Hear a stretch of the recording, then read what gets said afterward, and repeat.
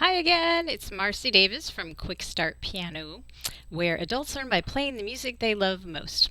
And by request, we're going to return to Bright Horses by Nick Cave and the Bad Seeds because someone asked me if I could go into further detail on the intro. The intro chords use inversions, which are a little bit more challenging. The main part of the song is actually easier for beginners because all the chords are in root position. So if you would find inversions too challenging, I would encourage you to go back to the first video that I did.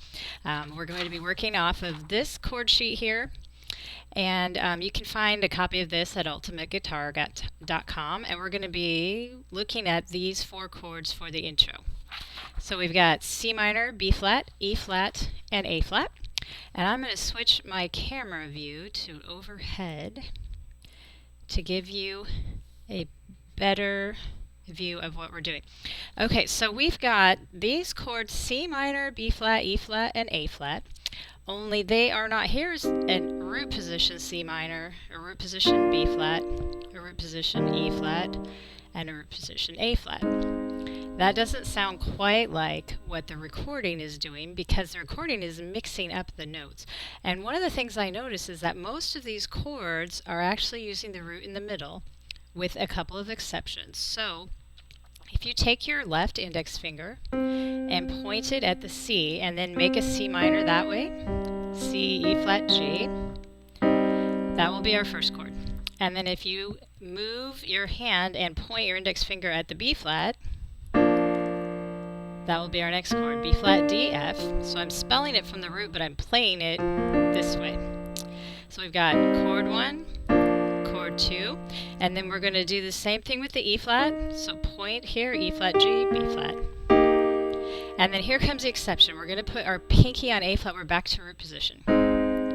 So that is the first pass through those chords for the intro. So again, you're pointing C flat, B flat, E flat, and then pinky root position, A flat. So let's try that again.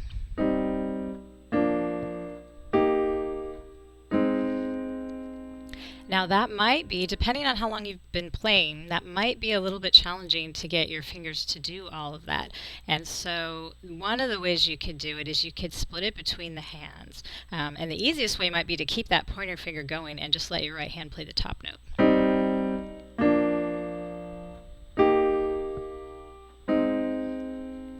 I'll do that again.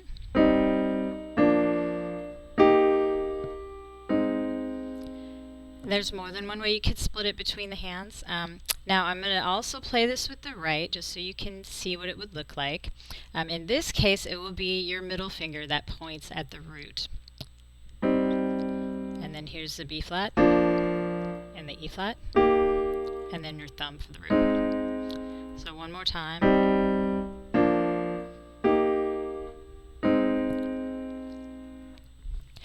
Alright, now for the second pass through, we're going to keep a lot of these as root in the middle. So we're going to start with C minor and then B flat. So again, using your index finger, so C, E flat, G, B flat, D, F. And now we're going to put a root position, which will be pinky, on the E flat. And then we're going to use our pointer finger for the A flat. So one more time through.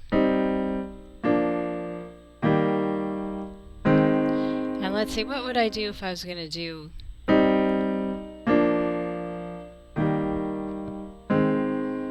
That would be one way of doing it. And then with the right hand, third finger on the root position. And then I looked at the outro and it is identical. So if you've learned the intro, you've also learned the outro. And then in the other video, you could learn the main body of the piece. So I hope you have fun with it. If you enjoyed this video, don't forget to hit the subscribe button so you'll never miss another tutorial or a piano book tour showing you what's inside. So have fun making music, and I will see you in the next video.